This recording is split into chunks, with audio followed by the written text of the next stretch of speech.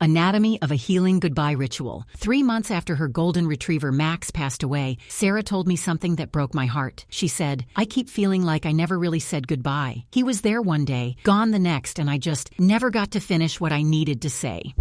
Does that sound familiar?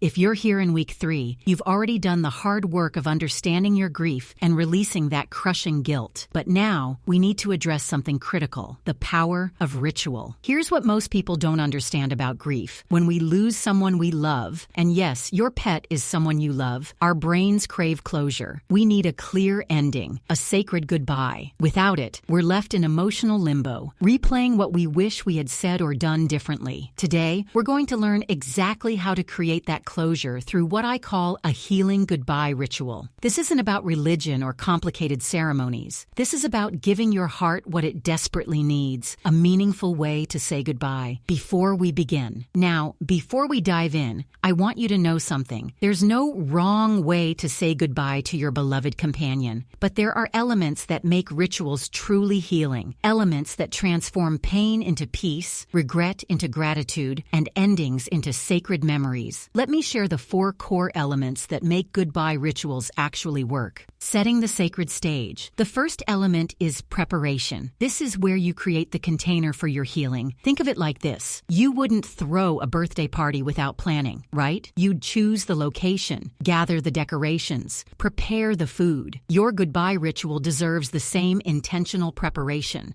But here's what makes this different from planning a party. With preparation for a goodbye ritual, you're not just gathering physical items. You're preparing your emotional and spiritual space. Preparation includes 3 things. First, choosing your sacred space. This might be your living room, your backyard, or even a special place you and your pet love to visit. The location doesn't matter as much as your intention. Second, gathering meaningful objects. This could be their favorite toy, their collar, a special photo, or even just a candle. These objects become anchors for your love and connection. And third, preparing yourself emotionally. This means setting aside dedicated time, turning off your phone, and giving yourself permission to feel whatever comes up. No rushing, no distractions. Here's why preparation matters so much. When we're grieving, our minds are scattered. We're overwhelmed. But when we take time to prepare, we signal to our hearts that this moment is special. We're creating a sacred pause in the chaos of loss. One of my students, Maria, told me that just the act of preparing her ritual space, lighting candles, arranging photos, already started her healing. She said, "For the first time since my cat died,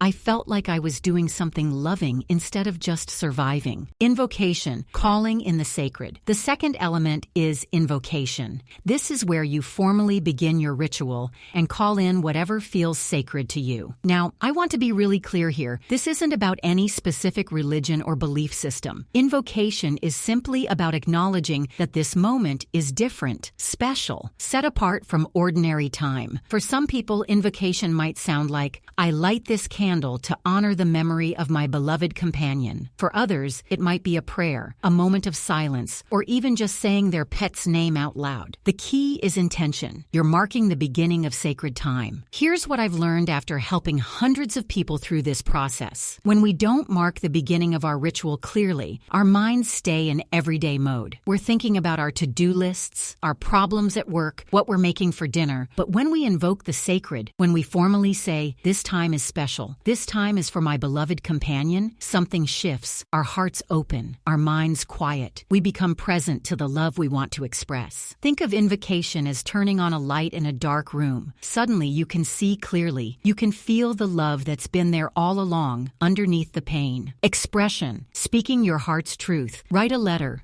Write down everything you wish you could say to your pet and read it aloud during your ritual. Speak directly. Talk to their photo or a meaningful object as if they were there with you. Create art. Express your feelings through painting, music, or planting something in their memory. The third element is expression. This is the heart of your ritual, where you finally say what you need to say. Expression can take many forms. You might write a letter and read it aloud. You might speak directly to their photo. You might sing their favorite song or share memories out loud. loud. Some people like to create art or plant something in their memory. The format doesn't matter. What matters is that you give voice to the love in your heart. Here's what I want you to understand about expression in ritual. This isn't just talking to yourself. When you speak your love aloud in a sacred space, with intention, something magical happens. The words become medicine. They heal the parts of your heart that have been wounded by silence. Let me tell you about David. He lost his horse Thunder unexpectedly. For weeks, he couldn't even say Thunder's name without breaking down. But during his expression ritual, he talked to Thunder for 20 minutes. He told him about all the trails they'd ridden together. He apologized for the times he'd been impatient. He thanked him for the joy and companionship. David told me later, "I finally got to say everything I'd been carrying in my heart, and somehow Thunder felt close to me again, not in a painful way, but in a beautiful way." That's the power of expression in ritual. It transforms the conversation from internal agony to external love. Integration, bringing the love forward. The fourth and final element is integration. This is where you consciously decide how you want to carry this love forward. Integration might sound like making a commitment. I will remember you with joy, not just sadness. Or, I will carry your memory in my heart as I help other animals in need. Sometimes integration involves creating something permanent, planting a tree, making a donation, creating a memory book. Other times it's simply a commitment to yourself about how you want to remember them going forward. Here's why integration is so important. Without it, rituals can become isolated moments that don't connect to your daily life. But when you consciously integrate the love and lessons from your ritual, you create a bridge between the sacred moment and your everyday experience. Integration says, this goodbye doesn't end our relationship.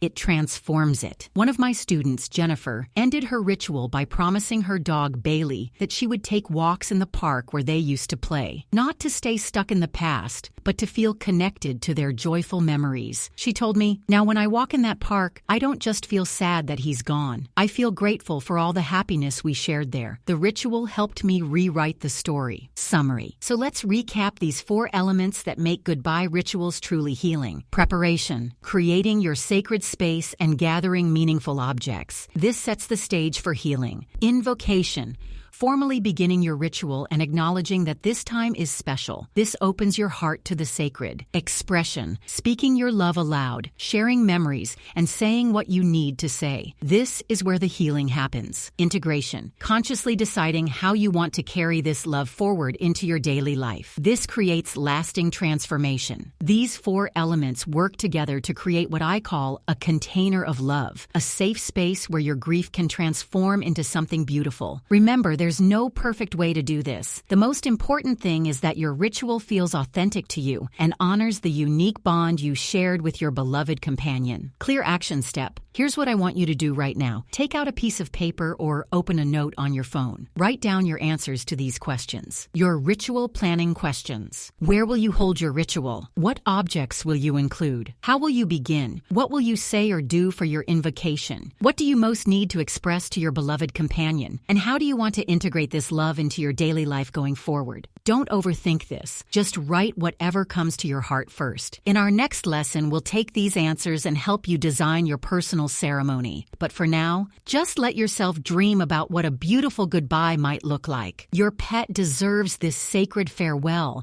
and more importantly, your heart deserves the healing that comes from expressing love in a meaningful way. You've got this. I'll see you in the next lesson.